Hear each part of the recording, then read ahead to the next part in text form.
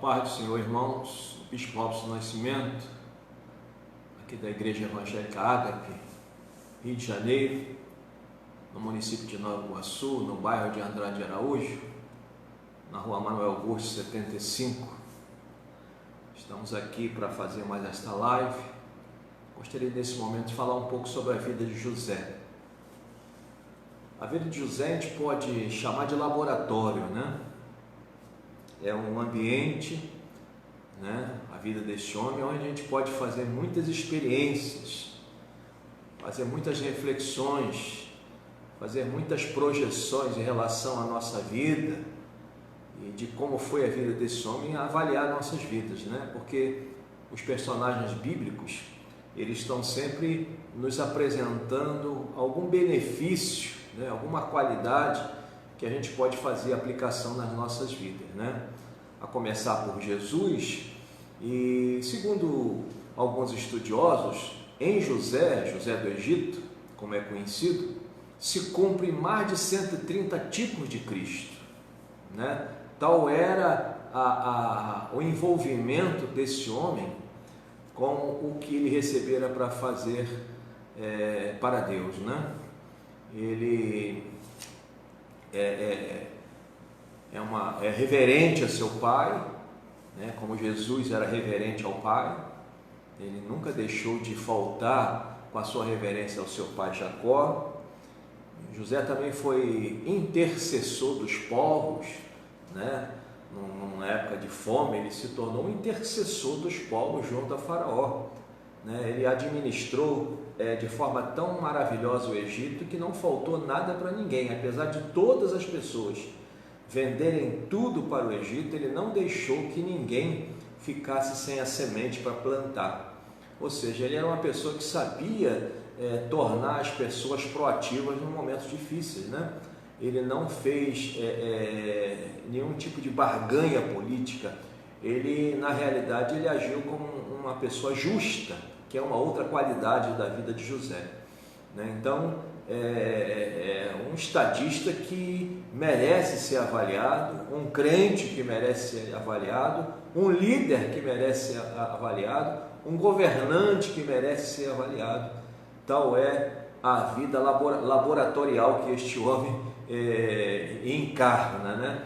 Então a gente olha para José, nós aprendemos muito sobre muitos aspectos da vida, e uma das coisas que me chama muita atenção na vida de José é que depois que passa todo aquele período de turbulência na sua vida, e ele adentra ao palácio de Faraó, sem que ninguém falasse nada, sem que ninguém pedisse nada, Faraó providenciou uma esposa para ele. A sensibilidade do Faraó, né? Um rapaz que chegou ali com 17 anos e agora 13 anos depois de tudo aquilo que ele passou, ele recebe uma esposa, né? Tem 2 filhos que botam nomes significativos que apontam para tudo aquilo que ele passou, né? Efraim, Deus me fez prosperar, Manassés, Deus me fez esquecer. E realmente Deus fez esquecer, porque se Deus não agisse no coração de José, ele se tornaria uma pessoa amarga, vingativa, né? Doente em suas emoções e no seu psique. Mas quando no capítulo 45 de Gênesis seus irmãos se apresentam diante dele, ele os perdoa, reúne os irmãos, né? Toda aquela expectativa que os irmãos tinham caiu por terra, porque a expectativa que os irmãos tinham era uma expectativa de morte. Mas José se levanta e diz: não turbe o vosso coração, eu sou José, para a conservação da vida Deus me enviou diante de vós, e cuida dos irmãos, separa uma terra para os irmãos, assim como Jesus já separou lugar no céu para nós. É um outro aspecto da vida de José, um aspecto da vida de Jesus que se projeta também na vida de José, né? Um homem fantástico, né? Para mim é um dos grandes personagens que estão dentro da Bíblia. A gente olha para José, para a vida de José, e a gente se apaixona e a gente cria a expectativa de ter uma vida próxima, né, de tudo isso que esse homem fez. Porque o líder cristão, ele tem que ter essas ambições, né? Ambições santas, né? Uma ambição saudável, né? De se parecer com uma pessoa e não invejá-la, né? Então José mostra para nós como deve ser a vida de um verdadeiro líder, de um verdadeiro estadista, de um verdadeiro cidadão, porque em tudo, em todas as instâncias que José foi envolvido, ele se foi bem sucedido, né? Quando foi preso, não se comportou como um presidiário, mas como um cidadão, né? Quando teve a oportunidade de matar, deu oportunidade. Tantas coisas que José fez que agradam o coração de Deus e que levam José para uma categoria de pessoa acima da média. E eu gosto de ler o Salmo 105, porque o Salmo 105 vai fazendo uma síntese, né, da história do povo de Israel ali no Egito, né? E é sempre bom ler a Bíblia, que a gente vai adquirindo conhecimento, a gente vai vendo a multiforme graça de Deus agindo também no Velho Testamento. A gente vai vendo o poder de Deus em todos os tempos da história, o poder de Deus na história, né? Porque muitas vezes, quando a história está passando por um momento difícil, eu saí de Gaza agora, estava vendo uma autoridade política falando, e a gente sabe que por detrás de tudo aquilo ali, aquilo não é uma inverdade, né? É apenas uma maquiagem de algum planejamento que tentam fazer. Mas eu não gosto muito de estar falando de política, apesar que entendo que nós precisamos ser cidadãos, né? Reivindicarmos os nossos direitos, mas eu não gosto muito de estar tocando em política. Eu gosto de ir para a Bíblia, falar da Bíblia, mas às vezes a pessoa se comporta de forma tão cínica que angustia o coração da gente, né?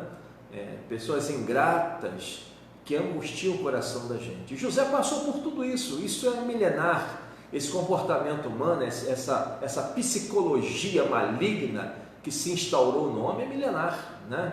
O homem trai, o homem é ingrato, enfim, há milênios isso acontece na terra. Aconteceu dentro da casa de José. José tem um sonho, e esse sonho aqueceu o seu coração, e ao mesmo tempo alegrou, e ao mesmo tempo encontrou um homem imaturo, um rapaz imaturo, né, que se lança aos braços da família para contar aquilo que Deus depositara no seu coração, mas ele encontra uma resistência. E é sempre bom, queridos, a gente entender que todo sonho vai enfrentar resistência, né?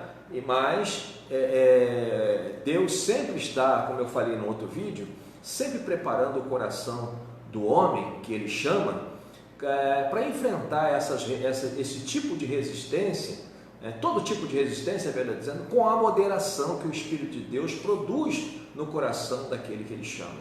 Então, todas as ferramentas que a gente precisa para que se enfrente esses dias maus, nós vamos receber, e não foi diferente com certeza com José. Acontecem algumas coisas sobrenaturais na vida de José que a gente só pode dar a autoria, digamos assim, a Deus. Foi Deus que foi o autor daquela condição para que José pudesse agir de tal maneira.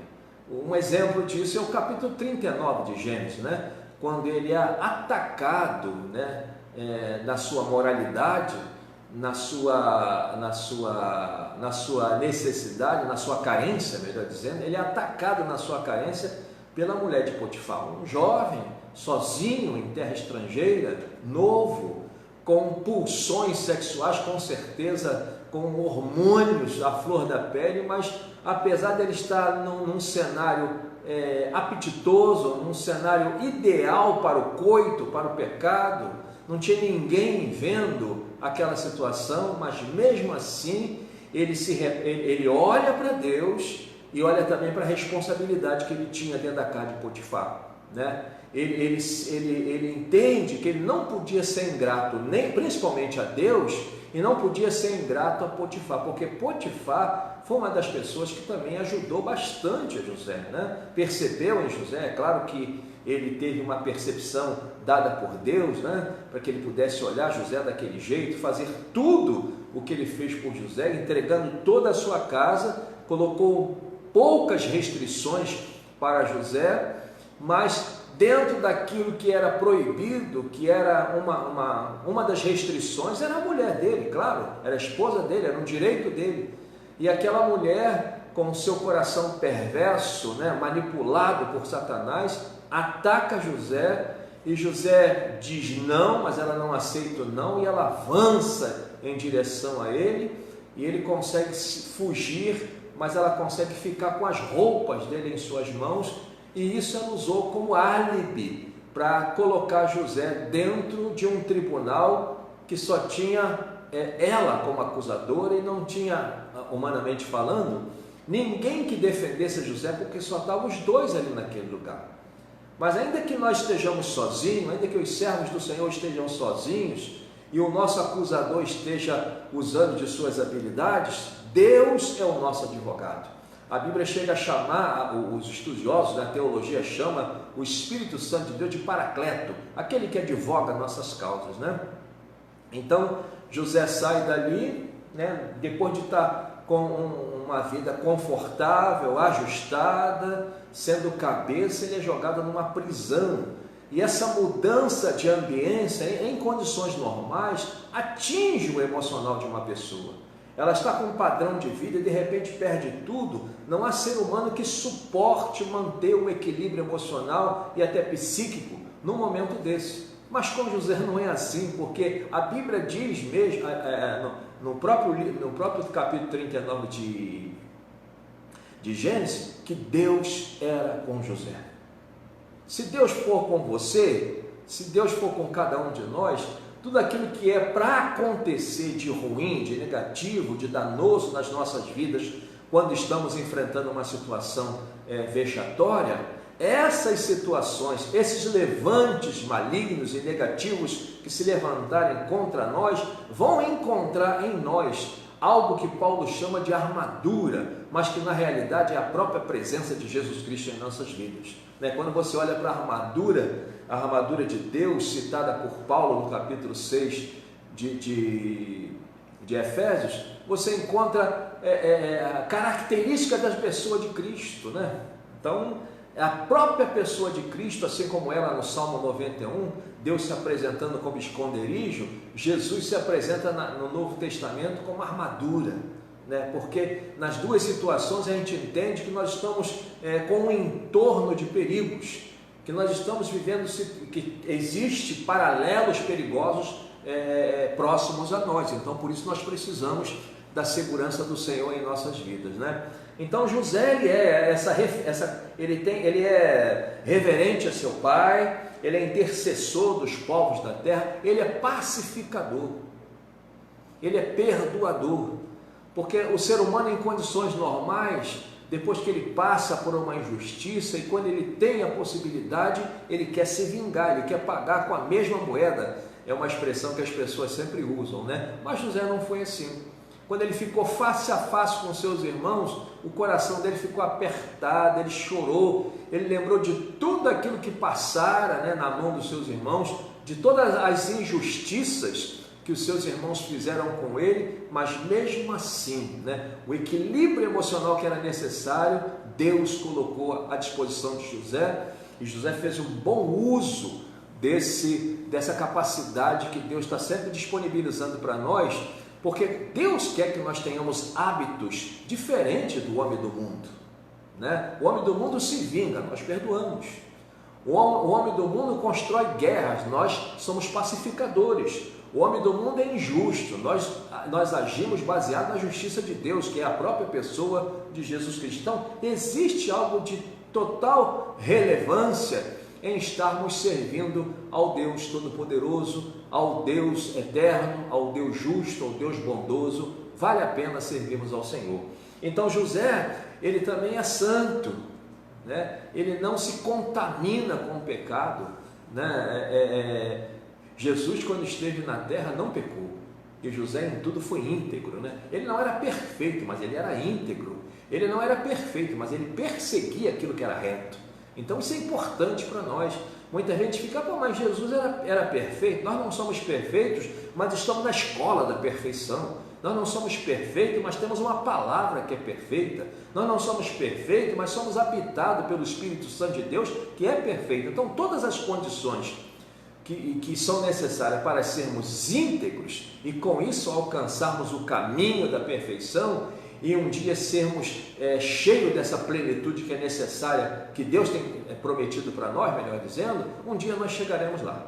Amém, queridos? Então, essa é a vida de José, um homem também resiliente, né, para suportar tudo que ele suportou, né? Uma das grandes pressões emocionais e psíquicas é o isolamento. Né? É uma das coisas que produz bastante peso emocional negativo e peso psíquico, no sentido negativo da palavra. Né? Uma pessoa isolada é coisa terrível, né? Ela se angustia, ela não consegue pensar naquilo que é bom, naquilo que é amável, naquilo que é de boa fama, como Paulo fala, ele não consegue pensar. Mas apesar de tudo isso estar acontecendo na vida de José, essa qualidade, essa capacidade pairava sobre a vida de José, a resiliência, a capacidade para suportar pressões. E a gente fica pensando, poxa, mas quando vieram os 7 anos de fartura, tinha pressões, ele tinha que vender justamente, ele tinha que saber como administrar, ele tinha que saber como armazenar para que não se desperdiçasse nada. E dentro de uma administração, mesmo ela sendo bem sucedida, tem pressões, né? Vem os 7 anos de fome, as pressões aumentam, a população começou a ficar desesperada, começou a vender seus bens, começou a se ver sem nada, e mesmo assim a passada, o compasso, o ritmo, a vida harmoniosa de José não perdeu sua configuração.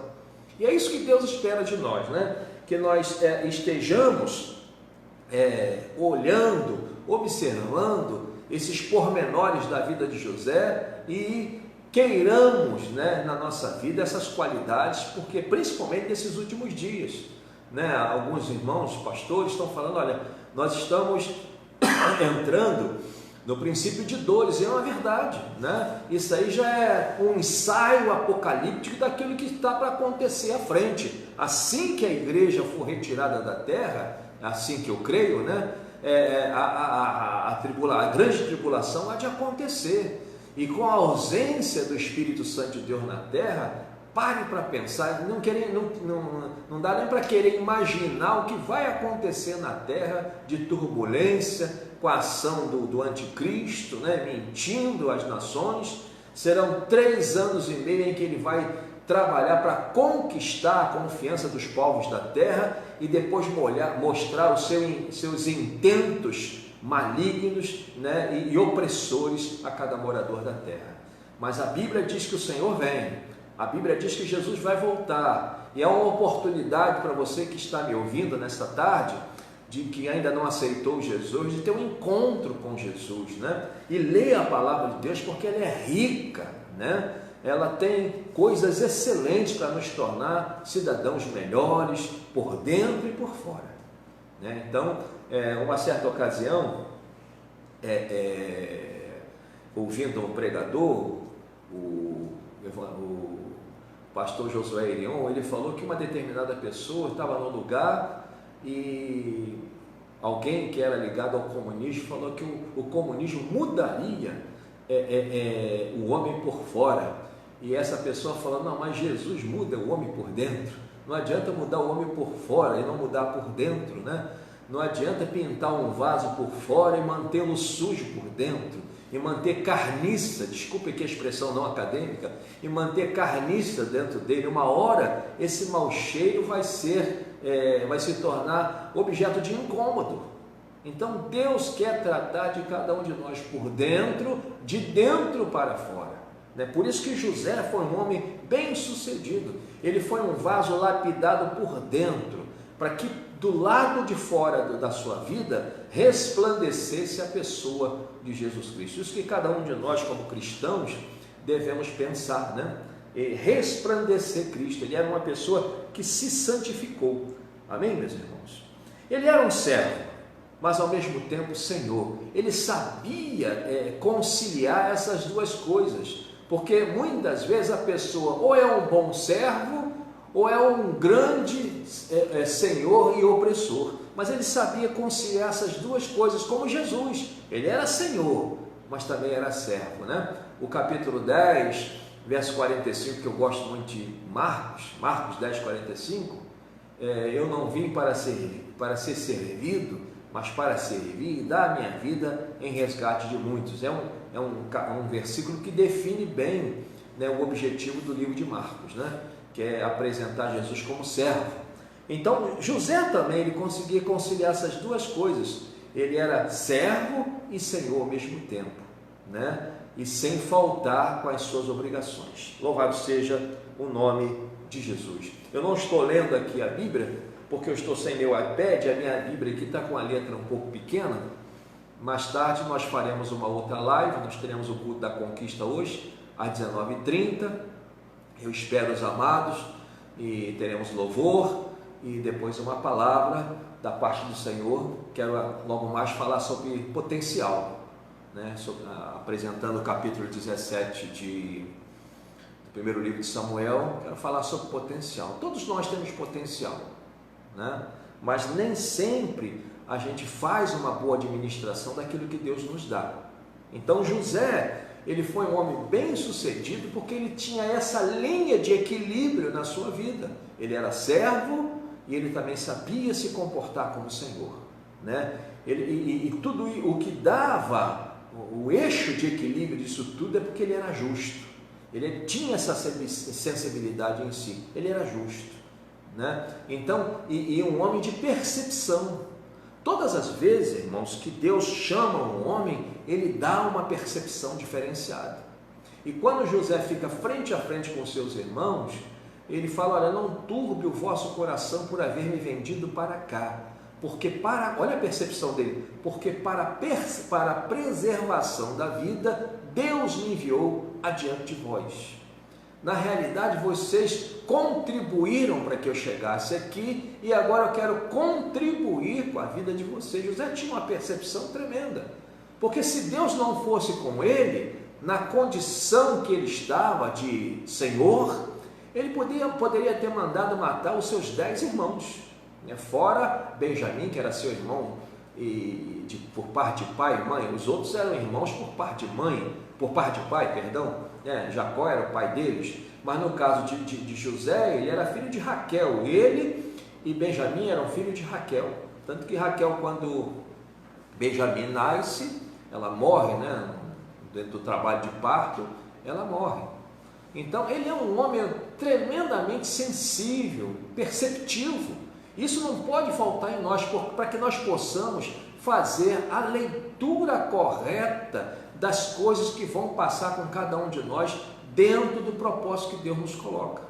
Porque muitas vezes estamos dentro de um propósito de Deus e a gente quer que as coisas tenham um desenho humano, um desenho natural, um desenho segundo as nossas convicções, e não é assim. Deus está dizendo, eu sempre gosto de lembrar do capítulo de João 16:33, que diz: no mundo tereis aflições, mas tende bom ânimo, eu venci o mundo. Né? Então não é para nós sermos circunstanciais, nós não podemos ser crentes circunstanciais. Nós temos que olhar para Jesus, o autor e consumador da nossa fé, e tudo isso José fez. Ele nunca olhou com os olhos dele, né? A partir do momento que ele entra no Egito, num ambiente que iria exigir maturidade dele, e ele assim soube se comportar maduramente dentro de toda e qualquer situação, tanto que logo ele alcançou na casa de Potifar. Meus irmãos, ligaram aqui para mim, eu não tinha ligado o modo avião. Então ele teve um comportamento ímpar, e por conta deste comportamento, ele foi agraciado, né?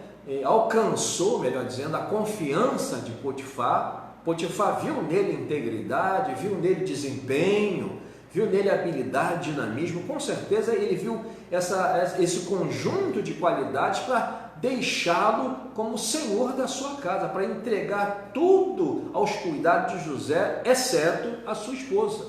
né? Que era um direito dele, né? Não deixar que José tocasse em sua esposa. A impressão que se tem é que ele era um homem, até aquele momento, um homem justo, né? Um homem sensível à questão familiar. Só que ele era casado com uma mulher perversa, né? Moralmente perversa, e um agente de Satanás que por pouco não destrói toda a projeção que Deus fizera para aquele tempo, né? Você vê que uma única pessoa pode, se o agente de Deus não for cuidadoso, pode destruir todo um projeto de Deus. Bastava tão somente José ceder. Estão me ligando aqui, mas eu já estou terminando.